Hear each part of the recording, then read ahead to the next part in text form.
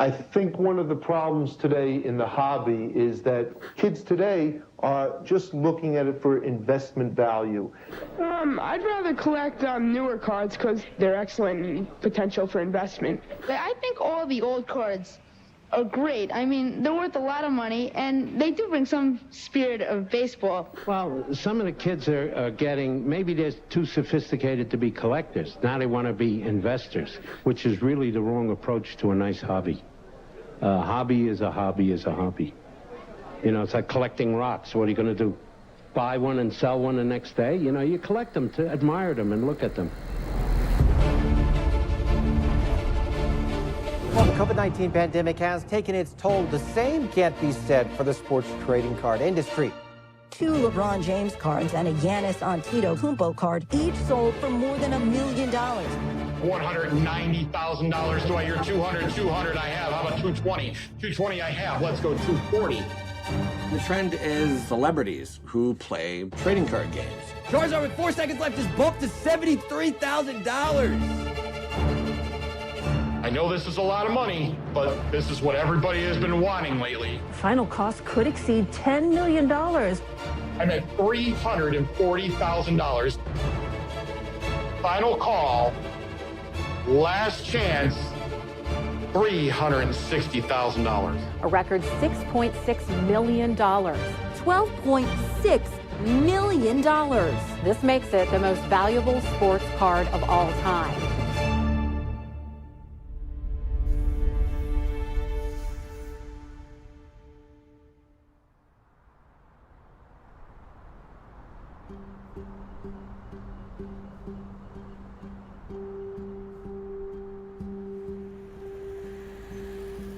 All right, how's my shirt looking? Good.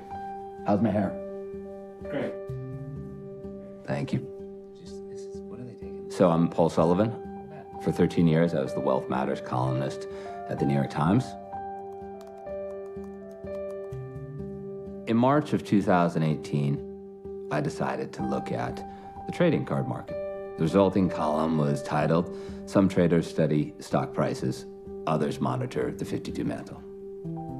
You know, I ended up writing 608 columns in 13 years, you know, over 1 million words, you know, talked to some 5,000 people. But I remember this one because when it was something like trading cards, there's always a why now component. Like, why would I write about this now? And the reason I wrote about it is because PWCC was introducing this index. So an index that they had created with trading cards and was modeled on the S&P 500. At the time that I wrote this column, the PWCC index had beat the S&P 500 by almost 2 times as much. They had double the returns, and so that was striking. Whenever I'd write about these things like trading cards, they always fell into a category that I come back to again and again, and that was passion investments. You know, people always hope that they're gonna buy something and it's gonna boom, but for you to do it in any sort of intelligent way, you have to know that you just love this thing. You just love this thing, and if it increases in value, great. And if it doesn't, well, you have this thing that you love. Collectors have been buying up full stocks of baseball cards, basketball cards, and Pokémon cards, and then reselling them online. COVID was something that, you know, nobody obviously expected to happen, right? And when it happened, there's a lot of chatter in our industry thinking the market's gonna crash. And then come April, everyone started getting into their old collections. Thanks to the surge of live stream sports card sales, the sports card trading market is projected to grow from $14 billion in 2019 to nearly $100 billion by the year 2027. You know, the Jordan documentary was coming out, so there was hype on that. I've never seen another documentary do anything like what that did. Before the boom, a Michael Jordan rookie was $35,000. The height of the boom, $800,000. Wayne Gretzky's 1979 OPG rookie card, that one sold at auction for just under $1.4 million. We had a Brady sell for $2.88 million, privately sold a LeBron for $5.2 million, Patrick Mahomes card sell for $4.3 million. If you were in on the right product at the right time, you made money. In the last 6 months, trading cards, Yu-Gi-Oh, Pokemon, and Magic, we've sold $8 million worth. $8 million in 2 auctions. record-breaking sales, including one today, a card sold for $5.9 million. This industry just went absolutely crazy. We were selling 2 cards per second. We did $2 billion in sales in 2020 and $2 billion in sales halfway through 2021. We went from 25 employees pre-COVID to now we're over 110. Pre-pandemic, it was a struggle at that time. We worked on margins like 5–10% before. Now you could average like around 80 to 120,000 each shows. Through the pandemic, the government's printed trillions of dollars to try and help the economy and stabilize the economy, but that's going to create inflation down the road. And one of the things that you hedge against inflation is by buying hard assets. A lot of the people that are doing the buying are in that, demographic that grew up in the 80s going to all these shows, and they love sports cards. So all those confluence of events are coming together over the last 18 months to create this perfect storm that we're seeing. About 15 months after writing that first column on baseball cards, I received an email from a reader who said, I don't think you got the full story. 5 grown men were fighting over trading cards outside the Brookfield Target. The fight all starting at the Wauwatosa Target over claims the man in all black let people cut the line to buy sports trading cards.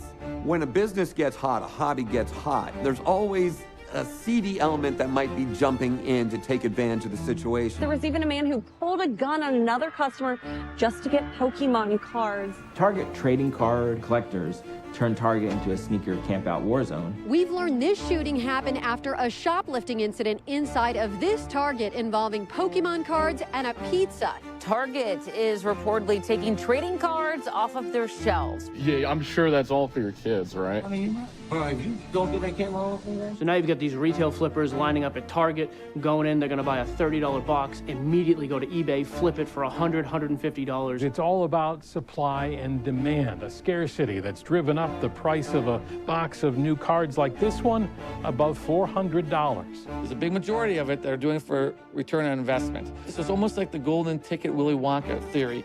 Then you've got people just scamming each other online. There have been times, even online within these last couple of years, where people have purchased one of these vintage boxes and they've cracked it open and it's been fake cards.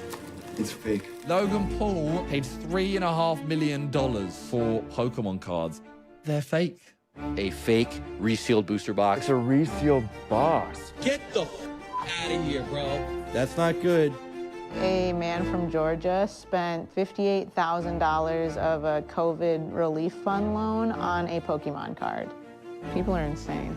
These were 2 submissions that we had to us, 2 Jordan rookies, but everything about this card is fake. They got us, guys. About a 5-minute smash and grab. We have had scary situations, scary characters come through here, and we've actually had a recent situation worse.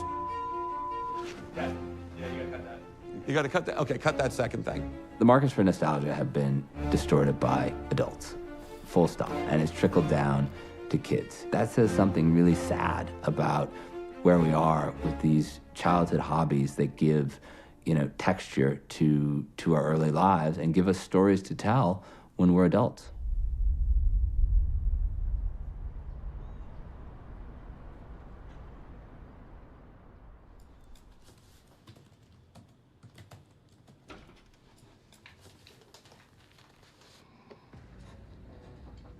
All right, guys, welcome back in. Another new podcast, Sports Cards Nonsense, brought to you by the Ringer Podcast Network. As always, I'm your host, Mike Giuseppe. As always, he is my wife's third favorite cousin. And your favorite best friend?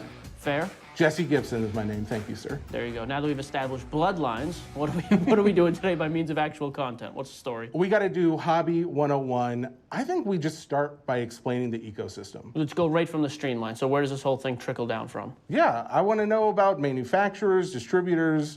Okay. Basically everything there is coming from top down. Short answer, starts with manufacturing. Topps, Panini, they make the cards. They send them out to distributors who do just that, distribute the cards. Then come into play the retailers, local card shops, breakers, retail locations. And then at the end of the day, right, the most important part, the collectors. From there, you kind of have options on what to do with the cards. You can grade them, use different auction houses, secondary markets.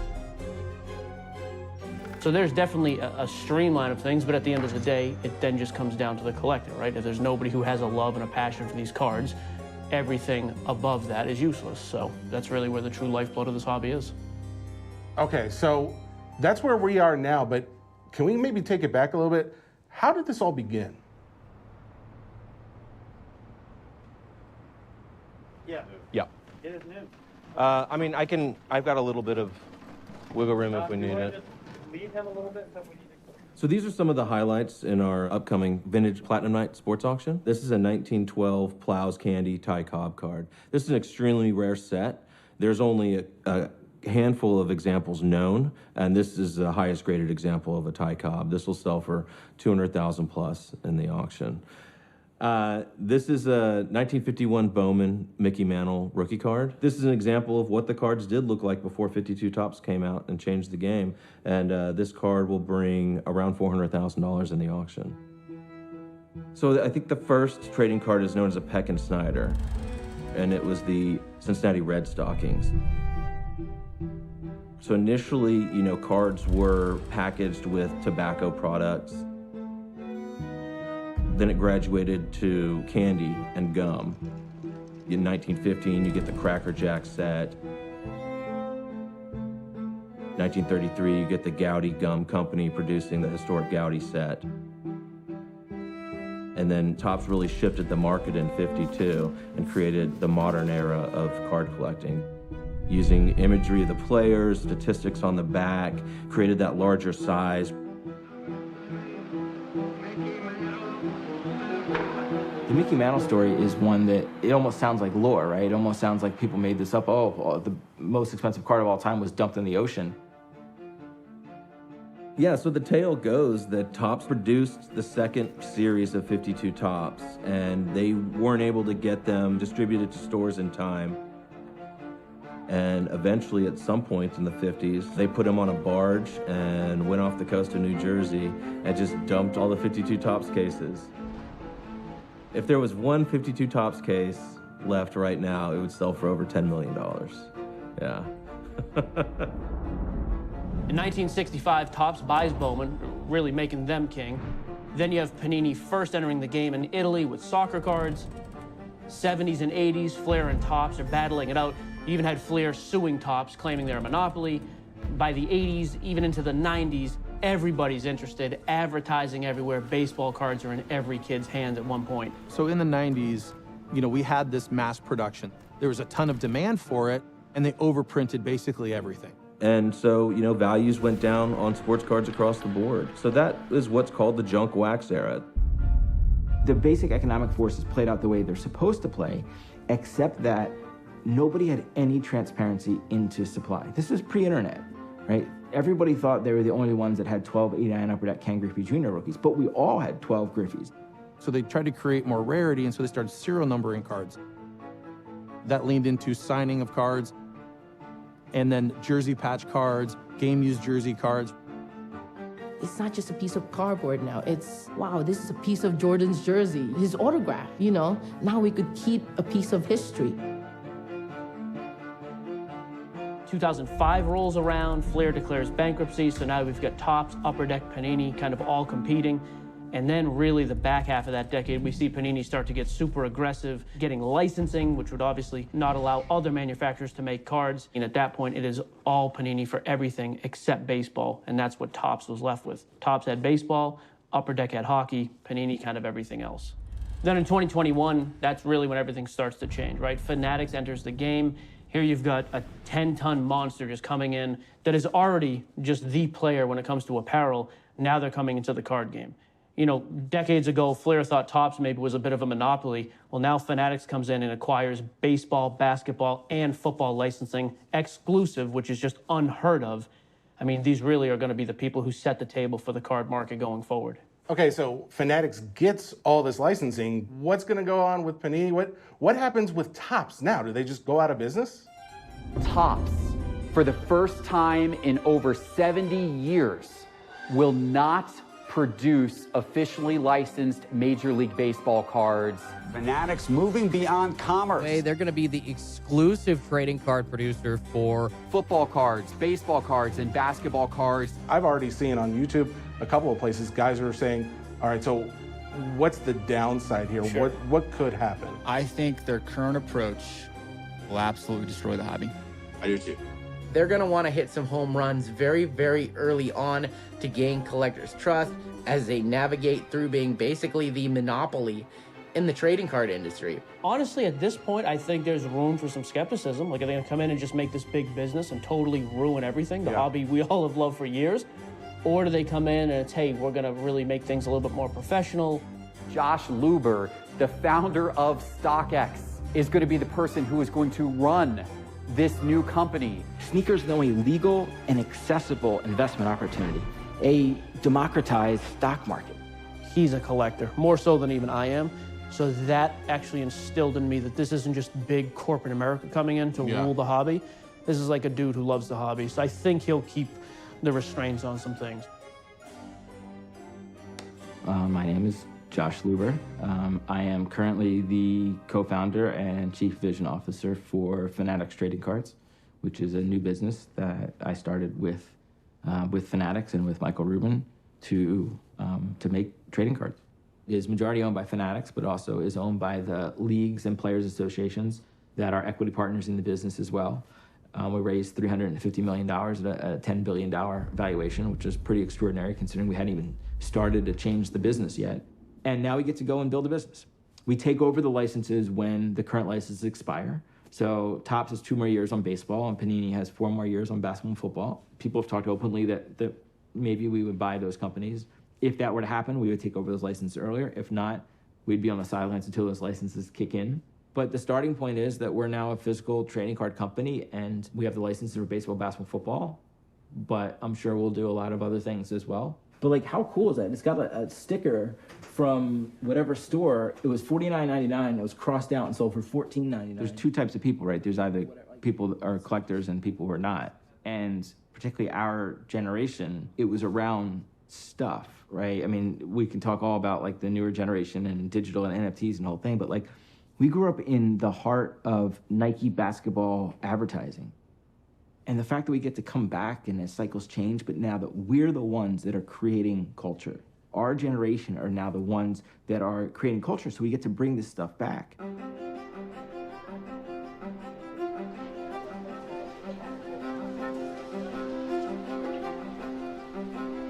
I started collecting cards back in late 1974, one of my earliest memories of the ice cream man, basically. That was your local hobby shop. There's like this corner stores, bodega, and they just have like loose packs there. And I remember not eating lunch and then using my allowance to just open packs. I still remember the 2nd grade and running into 7-Eleven with a friend, and he pointed at the garbage pail kids. And he said, have you ever seen these before? And I said, no. And so we grabbed a couple packs and opened them up in the car, and I was hooked. There was a tiny little card shop that opened right around the corner from my house. You'd walk in, there was just packs everywhere. The price of packs were crazy at the time. You know, packs of cards costing $2. The card shop that I went to as a kid was definitely your stereotypical 1990s card shop. Things everywhere, you know, an owner who kind of just had the shop as, you know, a thing on the side, really more for enjoyment than turning a profit. That nostalgia, when you get back into it, you remember that feeling. You remember going into the card shops, the smell of it. You remember all that. And so, you know, when I got back into the industry, it brought all that back. Your hobby wouldn't exist in the state that it is without the stores. Card stores are still the lifeblood. I mean, you go from manufacturer to distributor to the card store. Local card shop's a billboard for the industry. And the more billboards for the industry, the more people recognize this is still available to me. And there's a sense of community.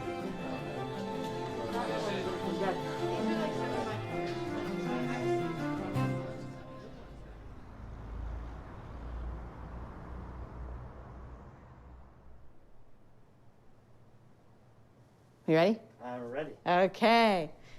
My name is Danny Sanchez, also known as Super Duper Danny on YouTube. I am a full-time Pokemon content creator, and I've been making videos for over 10 years. Not bad.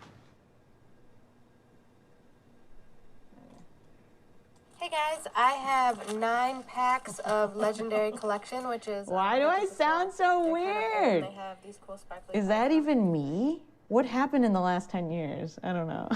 I blacked out. I had gotten these cards from a comic shop in my hometown, and they happened to have a selection of vintage cards. 3 packs for $10. Now, these boxes don't sell for less than like $30,000 for a whole box. Oh, cool. I don't have this card. Back in the day, people weren't collecting cards like they are now, like the pristine mint condition, like not a single bit of edge wear. Like, it did not matter back then that I had the cards on a table and just like set them on the table to line them up. Since the individual cards, some of them are worth hundreds of dollars, like it's way higher stakes for them to be in gem mint condition. Oh.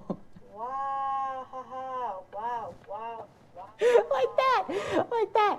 You're not supposed to slam the cards on the table like that. That is bad vintage card opening etiquette, Danny. Little does she know that Charizard just sold for $15,000 gem mint. That was a comment that was left 1 month ago on this video that's 10 years old. What is Pokemon? Okay.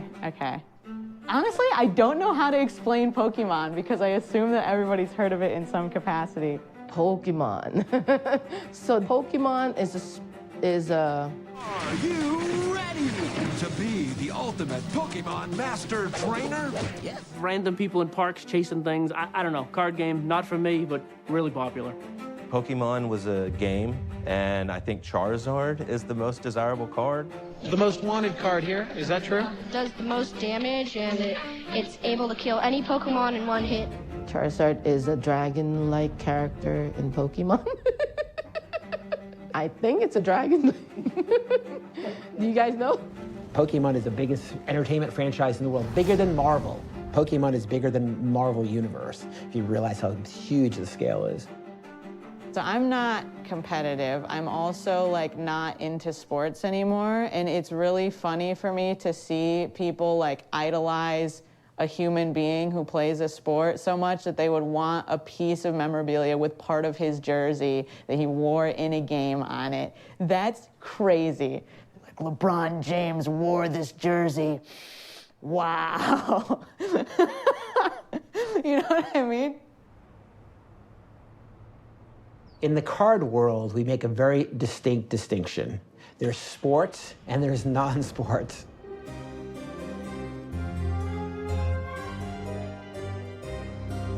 I'm Bob Means, Director of Trading Cards at eBay. You know, we see a world where what happened in trading cards is going to happen in other collectibles. We're already seeing it.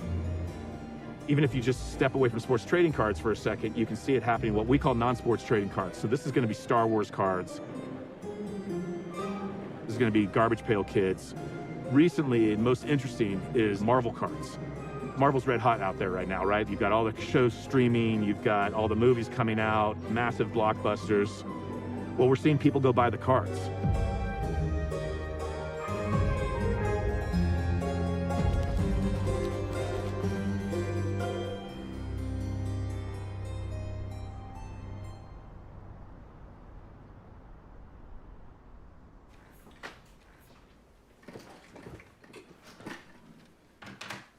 There.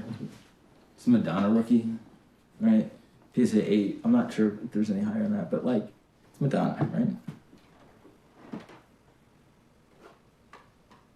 It's one of my all-time favorite cards that I think is going to be a massive card, which is Kim Kardashian. So this is her rookie card. The die cut is numbered to 50. I think I have like maybe 15 or 16 of these. I was buying the non-die cut for like, I don't know, a couple $100 2 years ago, and now it's a couple thousand. But I got to tell you, the first time that she like picks this up and looks on her Instagram, I was like, oh, how cool, like my rookie autograph card. This is one of my all-time favorite cards. I've been trying to corner the market on. This card, this is Muhammad Ali and the Beatles. In 1964, this Dutch company made this card, but here's the only 10 of this. There's two versions. There's the vertical and the horizontal. It's the Beatles and Muhammad Ali. Like, it's as iconic as any people ever. This is an Abraham Lincoln rookie card. It's a pencil-drawn set from 1887. That's James Monroe. That's John Tyler, probably lesser-known presidents. Yeah, they're called trade cards. There's actually some that have like an advertisement in this area. This was a marketing piece they used in the 1800s, and some of them survived. I think I have maybe one of the largest Jimi Hendrix collections in the world. This whole box is all Hendrix. So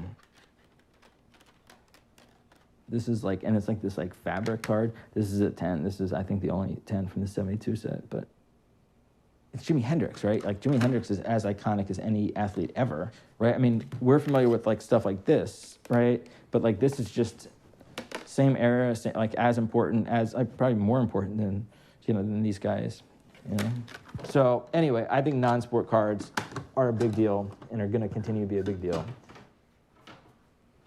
Sports Cards Nonsense listeners, we have Mr. CVO himself of Fanatics, Josh Luber, joining us at this moment. Mr. Josh Luber is here. Mike? So, Josh, obviously a topic we get a lot on the podcast, and just in general, I'm an investor, I'm a collector. The one can't survive while the other, because the investors are ruining it, or vice versa. What are your thoughts? Can these things kind of live together and coexist? Does one have the right and the other doesn't? Where do you stand on that issue? This is a age-old issue in every industry, when we started StockX in the sneaker industry, we got all of this, right? All the people that said, people are just here to flip shoes and make money. That's okay, right? There is a blurred line. Very, very few people, I think, in trading cards are firmly one or the other. I consider myself more on the collector side, but hey, man, if I have an opportunity to flip something and make a couple bucks on something that I think is a good deal, or maybe I don't think is going to go up more, then I'm going to take that. I'm going to put that money back into buying something else that I'd rather have and own, as a collector. So where is that line? I mean, it's so blurred. Yeah, I agree, because I don't know anybody who is just one or the other at this point, 100%. And just a couple truths around the matter. Like, collectors benefit from investors because now your collection is worth more. And investors obviously benefit from the collector side because now I have somebody, there's a demand, they're creating the hype. So I think that the further this thing grows and as the industry continues to take off, I think we just keep seeing those things coexist and kind of flourish together. That's what I would expect. And I think it continues to become even more blurred, and I think that's a good thing for the hobby.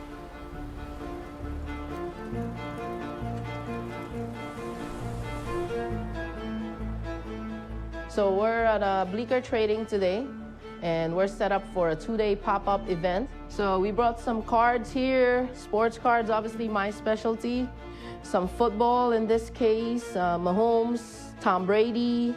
In this case, we have some nice basketball, Giannis, RPA, Kobe, Logoman, and Luka 1-of-1 up here, and more basketball and a mix of baseball. Black Jitterwolf, take one. I grew up in the Philippines. My parents are a doctor and nurse. I remember during school time, and obviously the time difference, like 13 hours, the playoff is going on at like 8 o'clock here. It's 8 o'clock in the morning in the Philippines. So I have my parents bought me this portable TV, no volume, but I'm like in between my books, I'm watching the playoff game, And then when I moved here, I found sports cards. Through time kind of fades, it gets lighter and lighter. We're into investing part of the hobby. It's a very nocturnal job. I actually don't go to bed till like probably 4 or 5 o'clock in the morning. I read who's hot and who's playing well, I have a photographic memory, so that kind of helps me. Yes, so I said I wouldn't be doing this if I don't have that skill. It's like, hi. Basically, you have to know what sells. You have to know what people want. You have to know what sells. And we have to fall in love with players. You can't, because that's who we're investing in. We have to like who we're investing in. And so, but you also can't fall in love with the cards itself.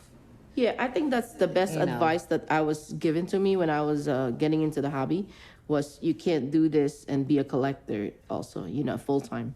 So I kind of stopped collecting myself, but I do love certain players, and I'm more like, oh, I don't think this player has peaked yet. Everybody's telling me to sell those bigger Lucas. Those few cards alone could be like a few million. So it's like people like sell that and invest in real estate. But, you know, to me, the sports card market is like the hottest market. I would rather invest on a market that I know front and back, you know, and stable. So right now, everybody's telling me to sell those cards, but I'm just not ready yet. But I am not a hoarder of those cards. It's just more like, I just don't think it's time. That's it. You know, the only thing worse than not answering is when he doesn't answer, he texts you. Oh, brother. What are you doing? Oh, walking through my house. You look great. We have a film crew here. They want to know, in the words of the man, the myth, the legend, Chris Vernon, why we're so great. Why do we have the best podcast ever? And why you found us. That's what they want to know. Simple questions. I went through like what every parent did in terms of kids wanting to get on TikTok. And, you know, with the way stuff is now, I guess with everybody's like algorithms, when I would get on TikTok, sports card stuff started coming up on my feed. Yep. So anyway, you popped up there and you were talking about cards and it was some kind of mega opinionated thing. Yeah, and that I sounds was right. like, yo, who is this dude? and I'm like, and why don't they have some kind of huge audience? And Fair. That's a really great question you asked. true story. Because I reached out to Bill and I said, I don't know why people don't know about this guy. I was like, but he is wildly entertaining. And this is a niche that nobody is on.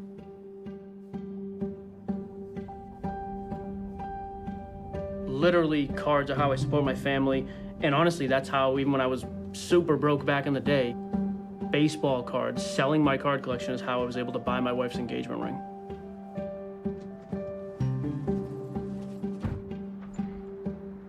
So it's more than a podcast, a hobby. It's more than just collecting. Like, these things are an investment, yes, but it's really become a major part of my life. All right, so that is the bank box. Most of these are kind of what I would call like assets. I bought them with the intent of, hey, they're gonna get flipped at some point. Mays rookie's probably 30 grand, like 10 or 12 for the LeBron at this point. The Kobe's like 10. Another Willie Mays, probably 15,000. So that's actually my only Michael Jordan auto. Jordan, LeBron, whatever. Second greatest player of all time. Larry Bird won, obviously. Kevin Garnett, too. There's no hometown bias. I'm just telling you facts. That's probably like 25K. Then there's kind of like the pecking order. Like, hey, I need X amount of dollars. Cool, what's getting sold? This is like sell the house, sell the dogs. Well, one of the dogs, and then start selling the stack of cards. Because I'd prefer to keep the Brady stuff, so. I mean, best guess, probably in the 300 to 400,000 range, all in.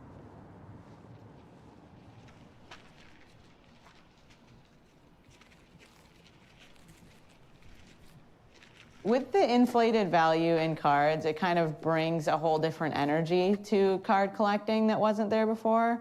So while I love collecting these cards and like opening these cards, there's now like collectors like myself are having a really hard time finding cards and finding them for an affordable price because there's this whole other community that's now taking money as like a way more serious part of this than just like collecting these for fun. So we are going to the Frankenstein card show. I'm bringing a chunk of my bulk cards, like 2,000 to 3,000 bulk Pokemon cards, and I'm going to attempt to trade them for some sealed cards or for some other cards that I don't have in my collection. What I'm hoping to get in exchange for them is either some Fusion Strike cards, like a Fusion Strike booster box, which is the newest set, it just came out yesterday, or some Pokemon Celebrations. And those boxes have been so hard to find. Those are ones that are nearly always sold out at Target and Walmart and Best Buy and anywhere you're trying to find them. Let's go make a deal.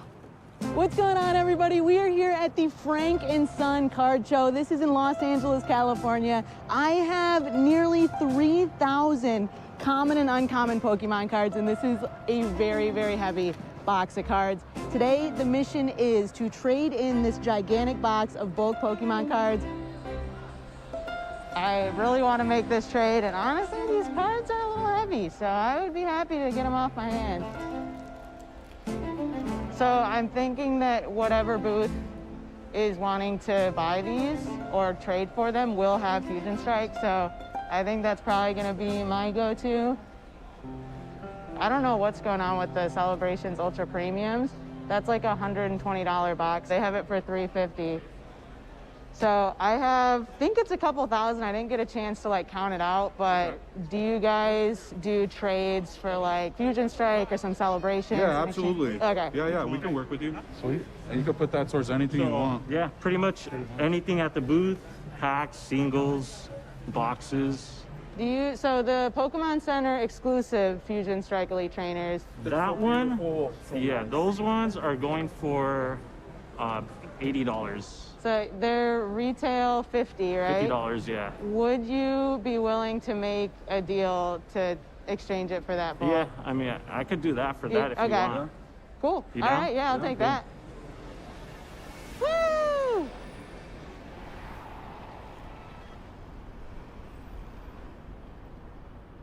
He keeps contact with you. I'm like, what are you doing? Don't touch the mic, bro. I would have sworn it was this way. We're going down this way? He's in the new strip mall at the end. Now, how long has he been open? Chris has been open like 6 months, I think, 9 months.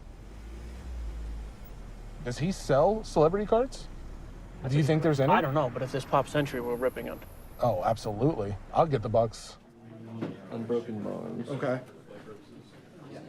Yeah, this is like such a new world to me that... Yeah, so this is actually Jesse's first time in the shop. Being here is like... Is it overwhelming? I realize why I don't come here, because I'm like going through like your boxes over here of all the graded stuff. I'm like, I want this, I want this, I want this. I mean, I would spend a fortune here, honestly.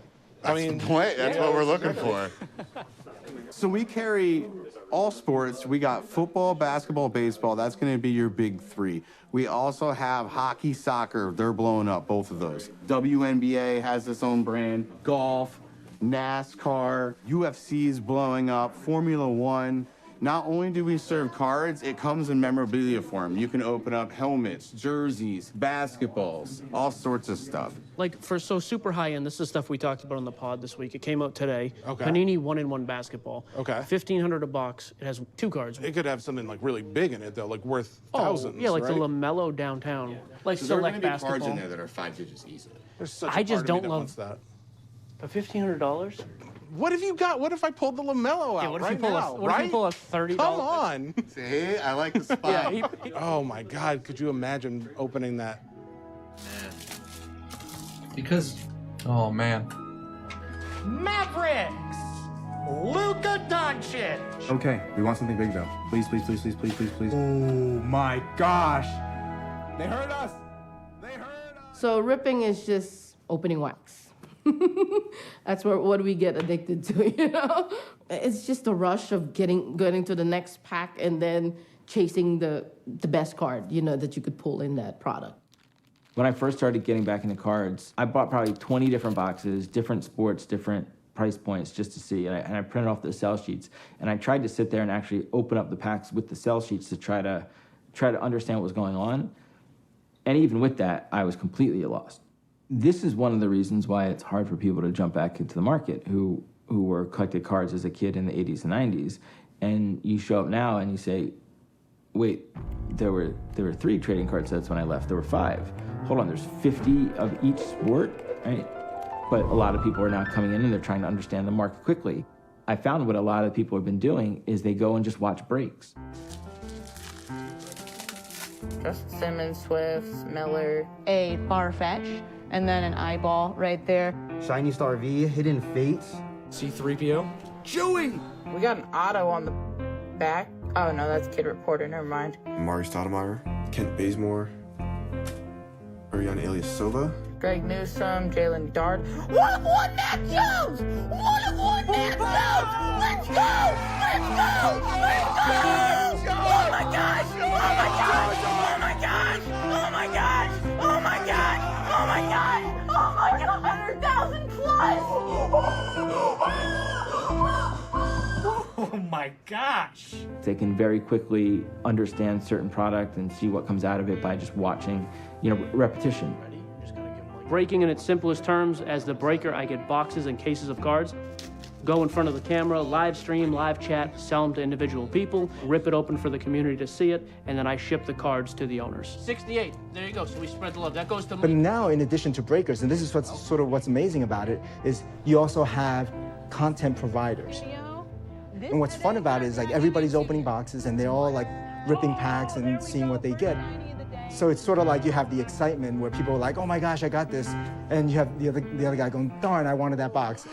And that, I think, now becomes sort of like a content that people are doing when they're opening boxes and seeing what they could get. Ready? Okay, we're starting with 1. Okay, first card. Trae Young base. Okay. Non-auto. And Isaiah Stewart. So this is a rough box. It's probably like $300. It's $300 out of the 15, but it's okay. It's part of the hobby, and so right here.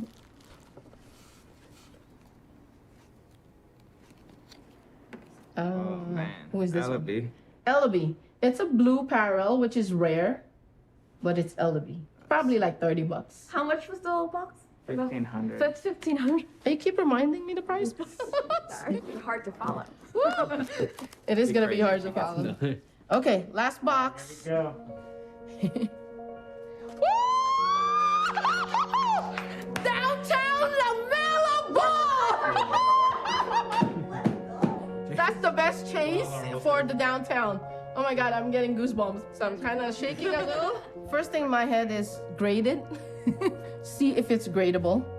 So without grading, this card's probably 20,000, but if you luckily gem it, PSA 10, it could be like a $30,000, $40,000 card. But it's also a card that I don't mind holding for a little bit during the playoff or even a few years, how he pans out. From here to where?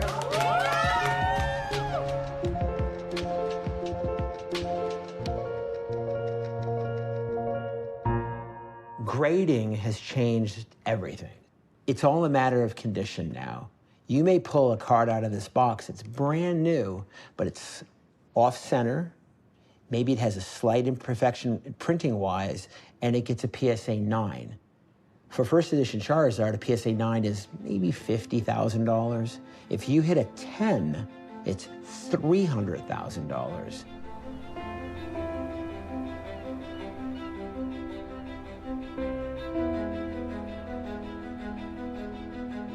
My name is Peter Steinberg. I am the CEO of SGC Grading.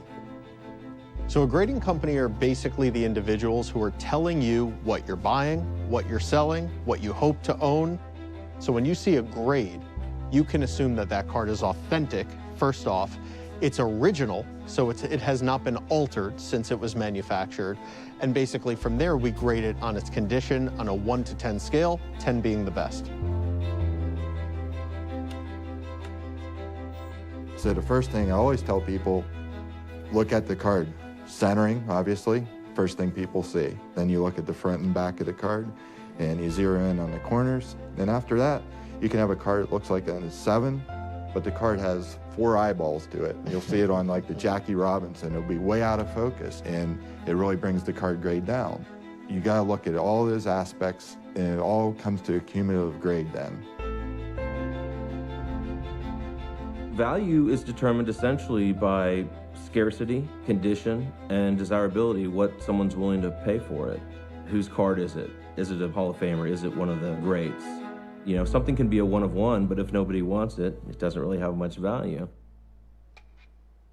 So these are some of my graded PSA cards. All of these I did pull myself from booster packs. This is a Mint 9 Lugia first edition from Neo Genesis, the rarest card in the Neo Genesis set. Honestly, when I sent this off, I thought it was gonna get a 10, and that would have been fantastic because a PSA 10 of this card, a gem mint version of this, sold for over $100,000 last year. I feel like I was robbed because I'm looking at this card and I cannot distinguish what would have given it a 9. That's a life-changing amount of money just for one single grade number difference. In the end, this was graded by an individual. Somebody could have been having a bad day. You never know. I wait Wait, for them, man. Well, we wait for the cameras. So like, for example, the Alec Bomb's a solid card. What does it Okay. sell for versus what's it worth? So it looks like it's selling for like 20 to 30 bucks. So for 20 to 30 dollars, if you grade it, say you get a 10, it's a 1.5 time, maybe 2 time multiplier. Okay. To me, that's right on the edge of probably not grading. Because if it doesn't come back at 10, you're grading money's I worth. feel like if that card tens, it'll sell for about $60. Yeah. And so therefore, you're putting a lot of money even. into grading it just to Yep. make an extra $5. But he's a rookie, so I would also say, and he's a good rookie, so hold it. Hold on If he to it. plays better next year and all of a sudden it's selling for 50 bucks raw, Okay. and SGC 10 would probably get 100, cool, then it's worth it. All right. A little bit more expensive. This is 300 a box. Oh, honey. There's a lot of cards in this, though. So that is my big hit of the day right there. Last card, because Jesse was holding it. Anthony Edwards base Prism. It's a $30 card, ungraded, but what do you think if it got a PSA 10? So that's what I'm gonna look up now. I'm gonna guess it's 400 bucks. I think I'm gonna grade that and take a shot. I would actually see it. Deal. If one or two of these actually grade out like I hope they will, yeah, then maybe we've got 60%, 70% of our money back. And again, we did. We came down here, we goofed around, we spent the afternoon, and I'm gonna end up losing 100 bucks. Yeah, Not but the if worst way to spend. That's what I mean. Not the worst way to spend time. And if one of those guys goes off in the meantime, Yeah. you're gonna end up breaking even pretty quick. Your left, my right. Give me that pack right this is now. it, that's the one. This is the sweaty pack he's been holding. But there's cellophane. This is a 2018 Prism Hobby Box, which I'm totally addicted to, particularly until the black Luca is pulled. Someone else needs to pull the black Luca so I can stop opening up boxes. Gotta imagine if anyone can find it, it's gotta be probably $4 million. And it's probably in a box somewhere. In the last case, I pulled this, which is a Luca Purple Ice to 149. That was a huge hit. I've had 6 cases for like 4,000 a piece. This has a chance to 10. There's one corner that they're grading pretty tough these days. So we'll see when I finally send that in. Each one of these boxes has whatever that is, 50 slabs. And then all of those and those are all slabs. That was a ridiculous deal that I bought. That's all Peyton Manning. I just feel like Peyton Manning was so undervalued. It was like 200 grand for basically all, it's like 2,000 Peyton Mannings. And I later learned that the person bidding against me was Peyton Manning. And I was like, bro, I would have given you half the cards so you didn't have to pay this much money for it. You know, we could have like split it. Let me see if I didn't miss it. Nope. Bad luck. Not one Trey or Luca.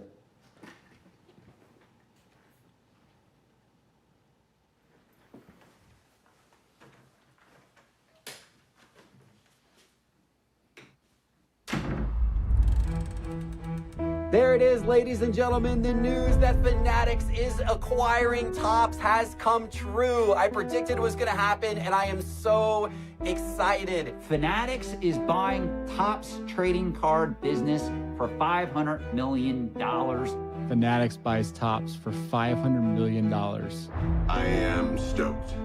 I'm with you. I feel like that is what the hobby needed. In a remarkable way, you managed to get this license, and now you're buying Topps. We're always thinking about how can we reinvent a business that's going to be better for all the constituencies involved. You can't change the whole industry and economies, but you can at least try to manage the supply and demand of the products that you create. And that is an important part of not only the through line looking back, but now what we get to do moving forward and doing that. All right, Josh, I got to know something. You know I love the non-sports side of this card hobby. What's the deal? Is there any truth to rumors that are floating around out there that Fanatics may be coming out with some kind of non-sports card company? You know, I mean, rumors are rumors for a reason. That's a yes. Hang on.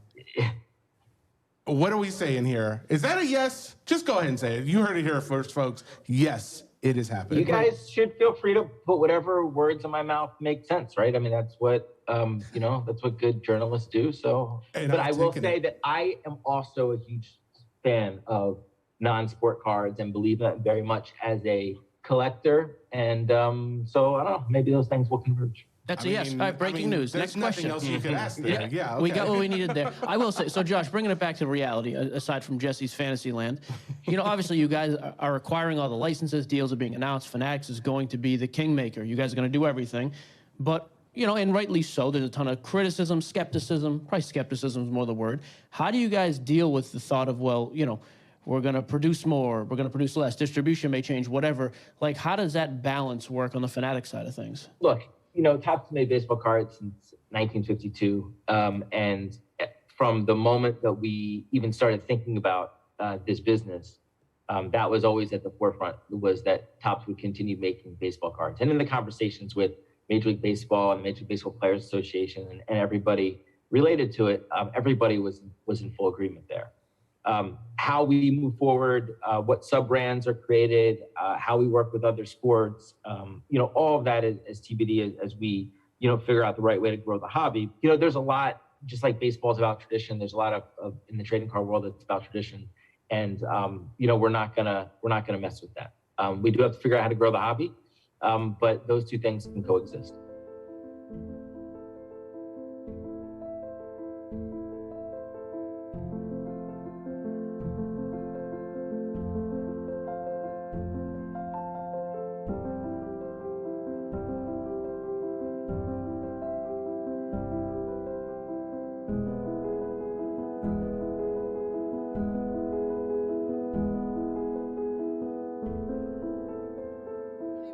Did you know that I went there? I saw you like with Steve Aoki. I was like, wait, is this actually? I was like, he's what? Yeah, there's And a you got glitch some in the rare matrix. cards, right? We were opening Pokemon cards at a charity event. Okay, on a stage on this live stream. Check out this video. Okay. Here we go. What do you think? Are you impressed? She's like a white Charizard. Okay, so I know that's Charizard. Yeah. Charizard. They opened, I think, like $500,000 up to $1 million in Pokemon boxes. Wait. Oh, wow. And that was the rarest card all day that was pulled. I was there with Steve Aoki and King Pokemon. Okay, who's King Pokemon? Because you had me at Steve Aoki. Come on. I have probably the world's #1 Pokemon collection inside this case. Gary is a bigger-than-life individual. He was one of the first people who started collecting Pokemon. You know, he's just a beloved fixture in the hobby. I mean, you go to conventions with Gary and people line up to get his autograph hundreds deep, and he's just kind of the ambassador of goodwill for Pokemon in our country. Hi, how you doing in school? How you doing in school? The better you do in school, the more collectible cards you get. That's why I got a pile of Pokemon cards like this.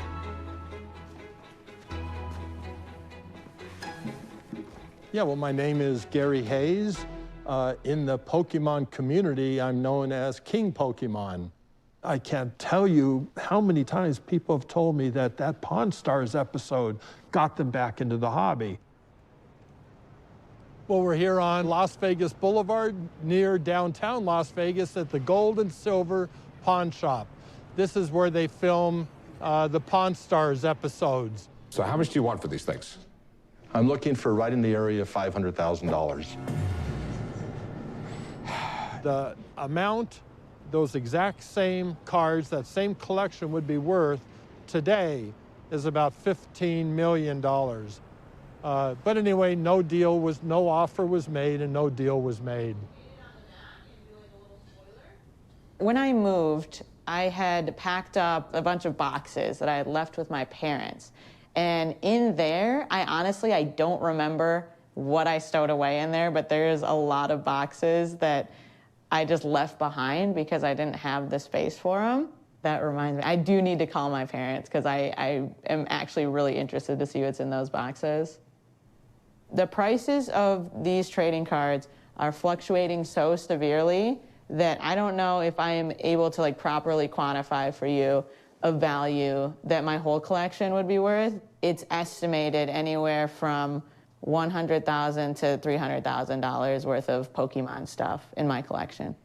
So right here we have, I think for me it's kind of like I can appreciate that I now happen to have something that's worth a lot of money. Like, obviously, that's cool. It was a complete accident, but that's not why I started collecting, and that's not why I'm still collecting. So I think it's important that you have that group of core collectors, and if the market were to crash, it would be because the price of those cards is so high that people who are genuinely interested in it as a hobby can no longer afford it.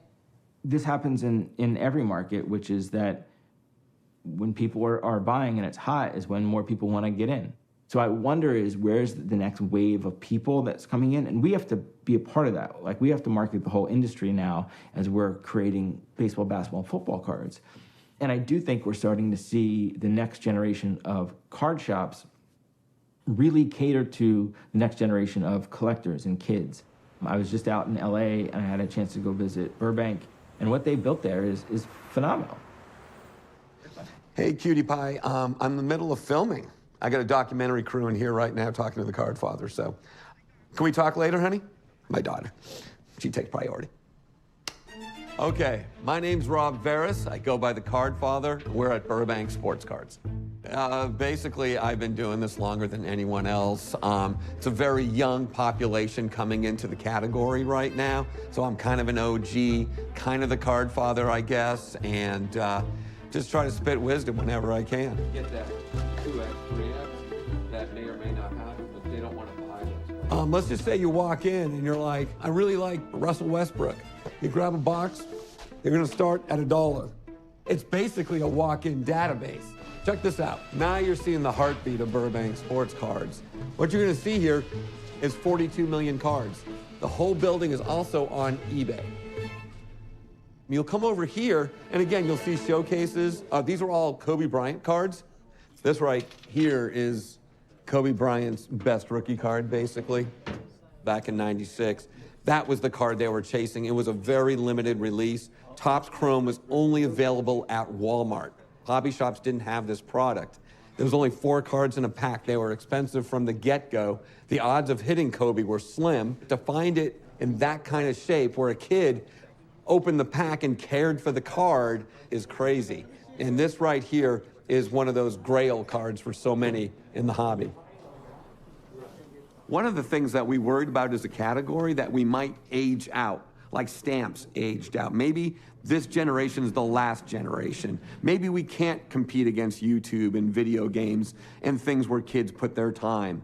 But the industry has done a hell of a job of getting that generation back and the generation before that back. We actually had a kids' night last night, our first one, had over 100 kids here. It was chaos. It was way bigger than I anticipated. And the passion these kids had was crazy. These kids are on YouTube opening up cards. There's card shows where people descend on these shows, and they're not 40 and 50-year-old white guys. Again, it's much younger. It's much more diverse. It's totally cool. It's like sneaker culture. Card culture is the same thing.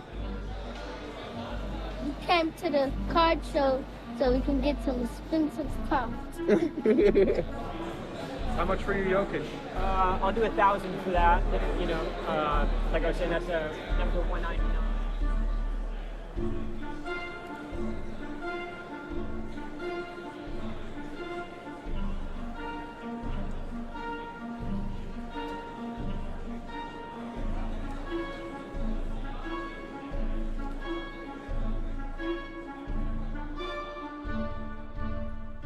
Actually, those Air Jordans are probably going to sell for over $1 million. Yeah, of course. They are the only photo-matched Air Jordan 1s, like photo-matched during a game. Yeah. Game worn with a tiny autograph, but yeah, the photo matching is what really sets them over the edge. Ooh. There's people that view collecting as, you know, it should just be pure collecting, not about the money, but enjoying collecting the items and owning them. But, you know, there's definitely a monetary aspect. You know, we're seeing a lot of that now as investors are getting involved in the market, and they're seeing these as a new asset class. So they're, you know, more along the lines of, oh, I'm buying this as an investment. I'm buying a Mickey Mantle rookie instead of a piece of art that I would have typically purchased. A rare 1909 Honus Wagner card officially sold at auction last night. The winning bid, a record $6.6 million. Yeah. I mean, you know, Honus Wagner cards are going for more than some of the vacation homes we're offering in our real estate division. And people are certainly seeing the value and the investment potential in this industry.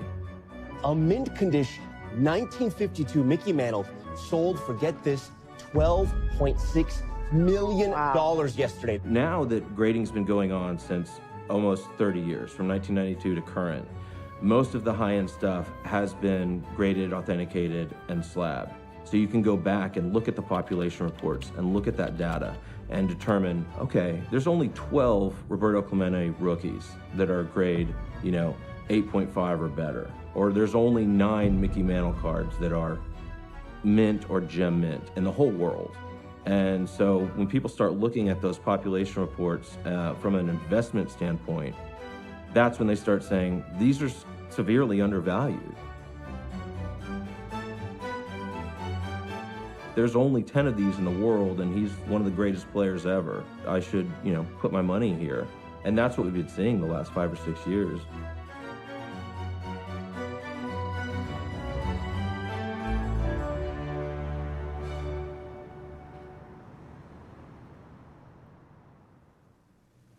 What's the rough value of these cards sitting on this table? Just this table right here? Yeah. You have over 10 million just in this table.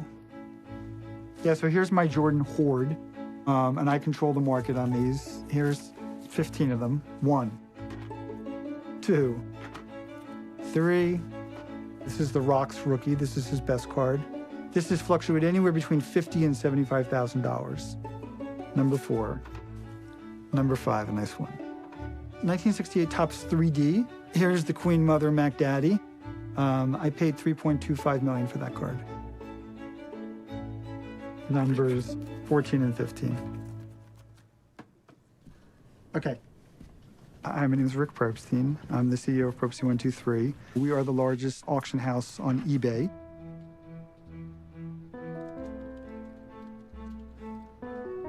There are tons and tons of new people.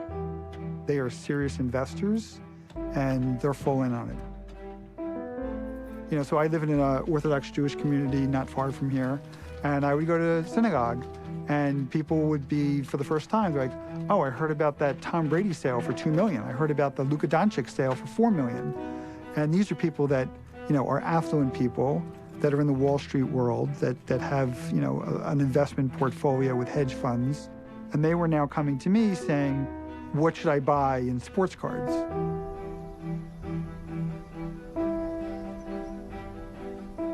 I'm Jesse Craig. I'm the Director of Business Development here at PWCC, and you are at the PWCC headquarters.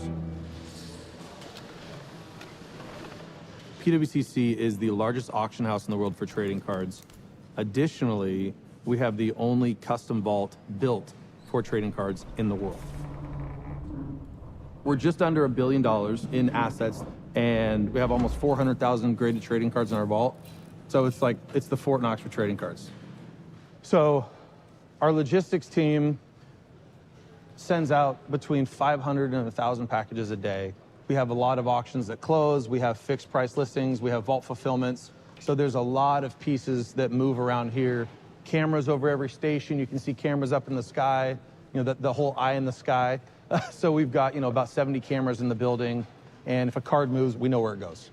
This is our imaging stations right here. We have manual individual imaging stations. They're all custom built with lighting. And then we have what nobody else in the world has is we have 2 custom built robots that do the majority of our bulk imaging. So what we have are turrets that you stick cards down, they rotate. These suction cups pick up a card. These grippers will come over and grab it, take it over, flip it to a camera back there, rotate it again, take it down, and then those grippers grab it and set it back down in the turret. So it takes about 7 seconds to shoot a card, whereas manually, it takes much longer because you can actually, it's like set it and forget it, right? We've always had the vision of trading cards being a legitimate, tangible asset, and we're the first company in the world to actually lend specifically on trading cards as collateral.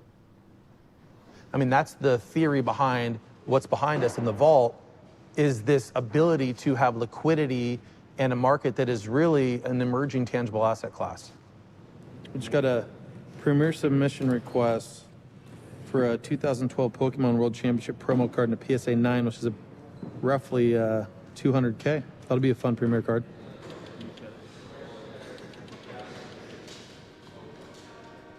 When a market becomes mature, there's so much information out there that you're able to compare apples to apples, and you're able to know that, okay, this sold for $100 a year ago.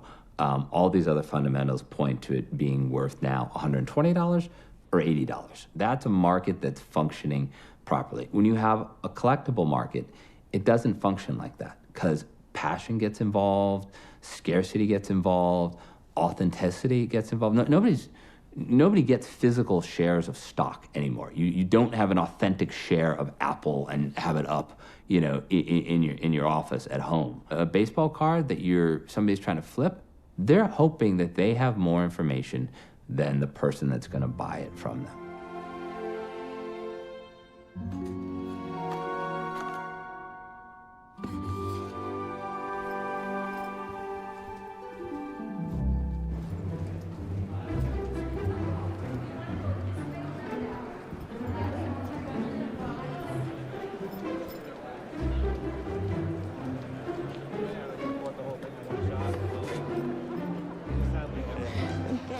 Just count it, make sure. I think it's 850. Hey,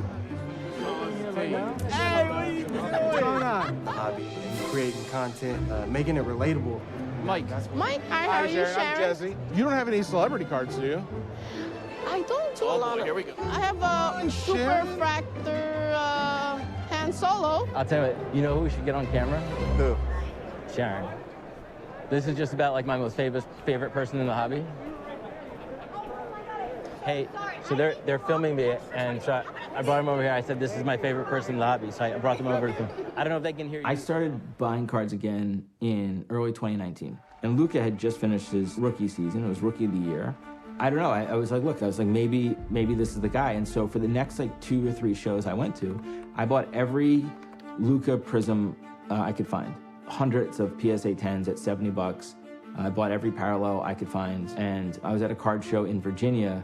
And I got to a dealer there who a lot of people know as Black Jaded Wolf. This is Sharon. She pretty much controls the hobby. I met Josh Luber like pre-pandemic. So he wanted one of my cards. I asked $20,000 for the Luka Black Gold Prism 105. I was like, this is ridiculous. I'm like, $15,000? I'm like, PSA 10s are $70. And she goes, well, it's not for sale. And I was like, well, you have it in your case. She's like, I know. She's like, I have it at $15,000 because no one's gonna buy it. We didn't agree on the price. His advisor told him not to buy it. And this is a guy who'd been in the industry for 20 years. $15,000, he goes, what's it gonna go to, 20,000, 25,000? He's like, I don't know, you got enough Lucas today, man. And I said, all right, fair enough, I'll let it go. I could have bought it for $15,000. And which I encourage you to buy. Yeah. You have a little bit different story, but I did tell you to buy it. Because obviously then what happened next was Lucas starts his sophomore season. He goes nuts. All of a sudden, he's god level and looks like potential Hall of Famer. Doncic pulls up, 3-pointer, bang, bang, it's good. What's the card today? $500,000, $1 million? A big person in the hobby did offer close to like $750,000 for the card. But I told him if I ever want to move it, he'll get first shot. And then I tried to buy it from her like 4 times since then. So, but I don't want to pay $1 million for it. I want to pay $15,000 for it. We'll see.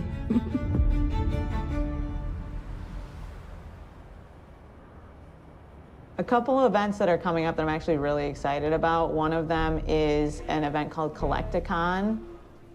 This time I'm going with an app called Whatnot. I'm actually emceeing one of the stages there. All right, what's going on, everybody? Welcome to Collecticon. We are here at the Whatnot stage, breaking a Neo Revelation First Edition booster box. We are going to be cracking that at 4:30 today, right here on the stage. Trying to find it. All day we've been looking for a box of Pokemon cards. We have found the one that we are gonna open. I am so excited. It's a Neo Revelation First Edition booster box.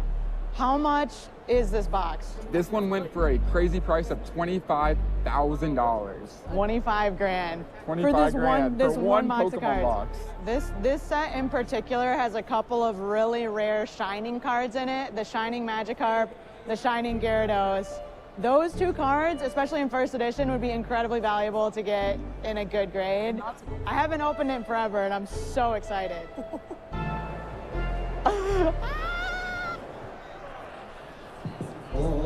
That's how you're using the magic touch.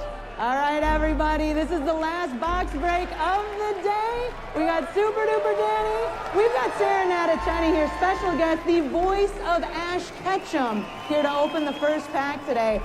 I absolutely love coming to these conventions. I get to see all of my friends. A lot of my friends that I've made through Pokemon are from all over the world. Lugia! Hey, we got a Lugia! And everybody here is just absolutely geeking out on Pokemon, which is my favorite thing.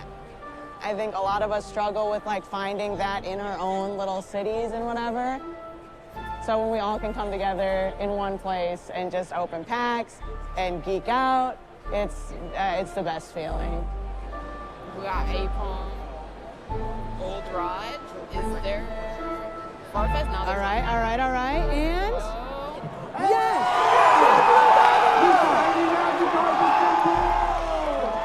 I remember pulling my first ever holographic card from a pack when I was a little kid. Honestly, what I'm doing right now for my younger self is a dream. Like, there's no, if I was a little kid looking at my older self, I would be losing my mind.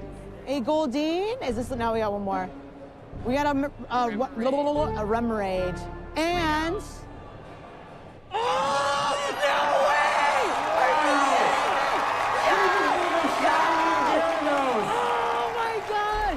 Out of the Neo Revelation box. What? This is a secret rare. This is a secret rare Shining Gyarados. This is one of 2 secret rares in this set and is one of the most valuable cards in the whole set. I can't believe we pulled both. We pulled the Magikarp and the Gyarados. We pulled both of the Shining cards from this set, the 2 secret rares. It's very uncommon to get both of them out of the same box. And the last, in my opinion. I don't know what's going on lately. It's like, I'll go through patches where I'll get absolute garbage out of these Pokemon packs, and then I'll go through patches where I just get every single one of the best cards. It's a beautiful moment.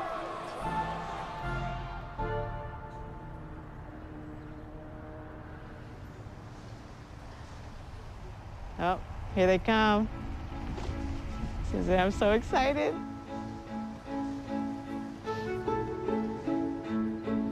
Hi, hello. Oh, how was the trip? How's it going? Yeah, you got the crowd. Hello. Hey, how are you? Good. Long time no see. Yeah. My little girl. Oh my goodness, hello. Oh, You said we was extra guests. Oh, hi. So we brought a few things for you. Thanks for storing these. I appreciate it. Oh, well, you're welcome. And you have some other stuff here, too. We just brought a couple of them so you can look through them. Like from the side, I can already see some boxes from like the late 90s, early 2000s, and then some boxes that I opened at like the start of my YouTube career in like 2010. Some little plush toys. This was hanging up in my little Poke Cave. We've got a Pokemon VHS. I have not seen one of these in like 10 years. We've got a Skyridge booster box. This is honestly probably one of the most expensive booster boxes. Even the empty box is almost $500 right now, which is insane. Like if you were to sell this on eBay. We almost sold it. Yeah. Yeah, someone was like, don't sell any of my stuff. This is a 2-player starter set from way back. This is one of the original, I think it was a base set 2. Yeah, base set 2 starter deck from 2000. This one, I think I got from, you guys remember that comic shop that was like down the street? Yeah. Got this from that comic shop. Nothing. Yeah. I had actually opened all of these Pokemon products on my channel at one point or another. So this is like a little time capsule right here. It's pretty cool that you knew what you wanted to do. You know? You guys are also like overwhelmingly supportive of like anything I've done, so.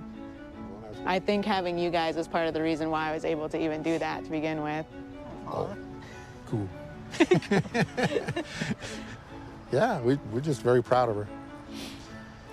I think she's just following her dreams and making it happen, and we're very proud, you know. All right, you guys want to go get some dinner? Hey, that sounds good. All right. You know the place? Yep, I know a place. you know a place.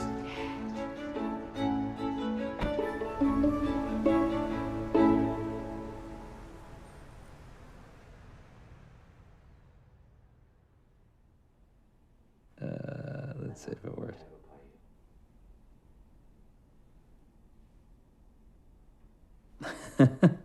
Holy shit. That's, yeah. Well, you can already see it. You can already see it from this graph that it's, you know, trending down. I mean, things don't go straight up forever. I'm not an analyst. I don't feel, you know, comfortable saying, you know, calling a top of anything, just as I never feel comfortable calling a bottom of anything. But if it was my money, would I get into this market right now? And I love baseball cards? Probably not. Would I wait 2 years and see how things shake out? Yeah, I would. Are we headed for a crash? Are we headed for a crash? No. You have to have a lot of people that want to stop putting money into it and don't want those cards anymore. And I don't think that's the case. Sure, a lot of people have come into the market, but there are way more potential collectors out there than exist. There's still a lot of growth to be had. Athletes are getting involved, celebrities are getting involved. I think it's great. Anything that generates interest and can bring new people into the market. Yeah, if I ever go broke, I won't sell them. It's my backup plan. There's all types of celebrities you read about that collect trading cards because they grew up with them. This is my birthday present from Wizards. I love you guys. We collect things for one simple reason, other than profit: nostalgia. It's all about nostalgia. It's what it means to you. The way I view it, it's art, history, business, and sports. So I tend to think that looking at the growth, where we've been, where we've come, and where we're going, I truly think we're just at the tip of the iceberg here. So exciting times ahead for sure.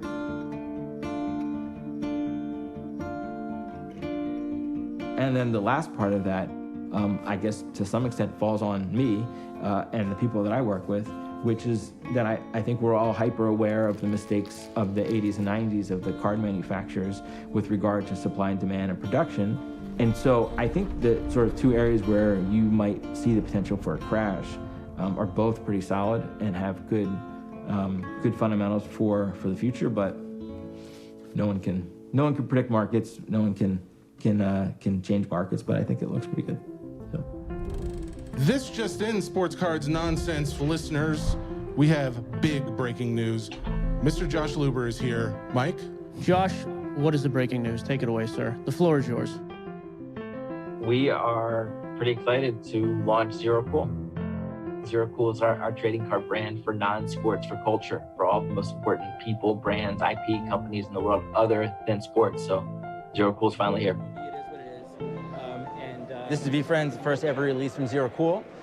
In 10 years, when VeeFriends is as big as Disney and Pokémon combined, and is the largest IP in the world, this will be a $1 million sealed box. How about that? I'm counting on that $1 million appreciation. I know you are. This is our next full set. It actually comes out in a couple weeks. It's from Jackass Forever, the new movie that came out about 2 months ago. I expect the clearing price to be in a couple $100, but people can get lucky and get one of the rare boxes, and hopefully that becomes collectible and as part of it as well. But new audiences, important part of it, and we get to see the blind Dutch auction for this will open in a couple weeks and roll tide. So Topps, Panini, Upper Deck, Zero Cool are now your 4 trading card companies.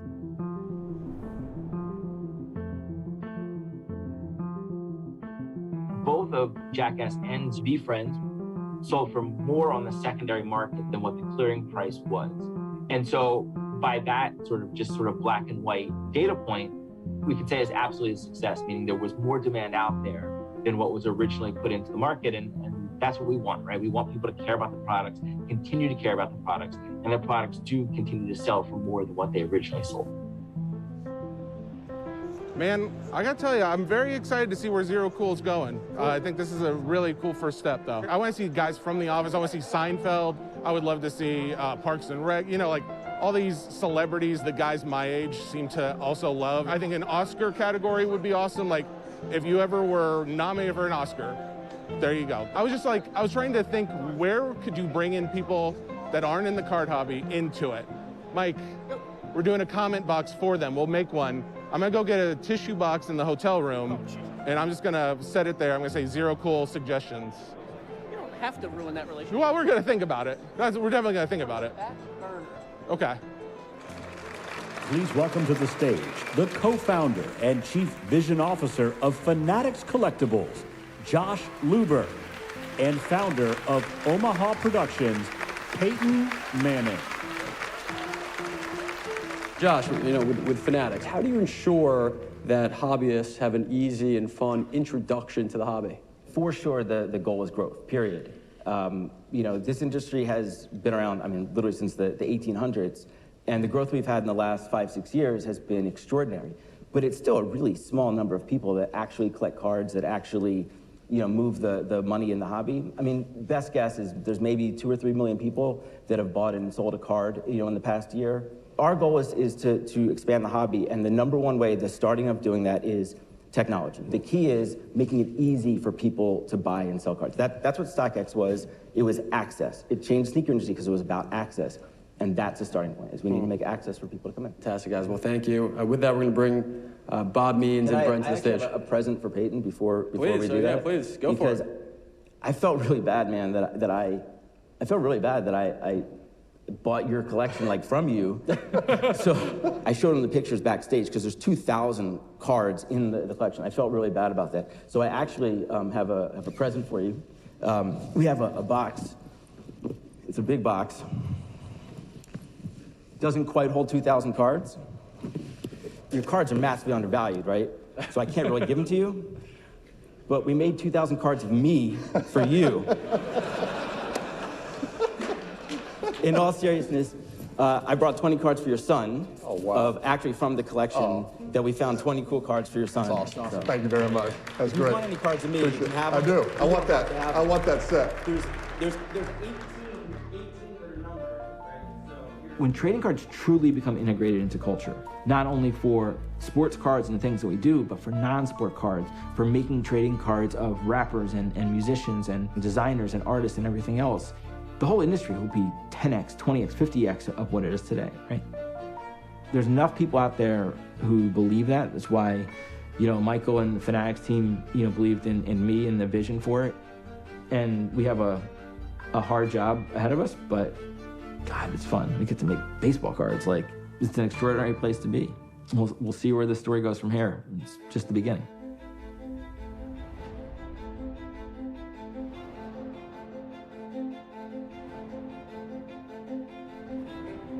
I love the hobby. I love talking to people. To me, it's beyond cardboard. It's the story of you and your dad saw Cal Ripken, and now you're the biggest Cal Ripken fan. It's one of my students was a ball boy for the Yankees and now has a Derek Jeter bat somewhere. Game used bat. World Series game used bat. I wanted to buy it. That was 15 years ago. He probably still has it. We gave each other a retirement time, which is 5 years, and hopefully teach someone to handle my business, and I'm kind of gonna be semi-retired, and probably enjoy life a little. Mm-hmm. It's a deeply developed 100-year-old hobby. It just takes you down this nostalgic path. I cannot tell you how many fantastic friends I've made in this space and that I hope to maintain friendships with. Even if Pokemon isn't around in the future, the relationships that I've made through this will last a lifetime. The relationships that I've built, I think those are priceless.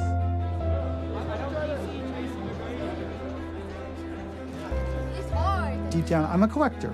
I'm a collector who's an investor. But ultimately, I love the cardboard itself. When I hold that 1914 Cracker Jack card with the caramel on the back, it makes me feel good. It makes me feel like I did when I was a kid when I started collecting. I just love the hobby. That's what it comes down to for me. I invest, I collect, but then you come into a card shop like this, get a bunch of kids ripping packs. They don't care if it's $1 billion Charizard or a 2-cent Mark McGuire card. It's just love of the hobby. At the baseline of almost everything in the hobby, that's really what it comes down to. We're having a good time. That's a good one. He's a good, yeah, he's a good